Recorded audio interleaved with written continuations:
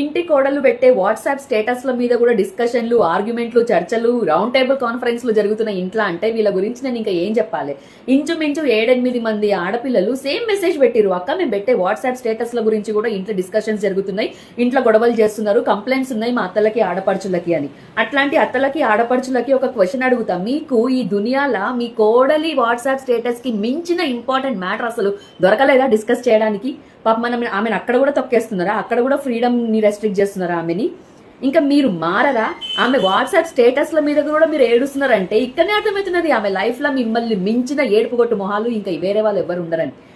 అట్లాంటి కోడలకు కూడా చెప్తున్నా, పిక్చర్ లైట్ తీసుకోండి, మీ వాట్సాప్ స్టేటస్ మీ ఇష్టము. మీకు ఎంతసేపు సెట్టింగ్స్ లకి పోయి మీ అత్తకి ఆడపడుచుకి కనపడకుండా ఉండడానికి ఆ స్టేటస్లు చేయడానికి ఎంతసేపు? మీకు నిమిషంలో పని. కానీ ఎందుకు చేయాలి? ఎన్ని విషయాలని కాంప్రమైజ్ కావాలి? మీరైనా సెట్టింగ్స్ మార్చాల్సిన అవసరం లేదు.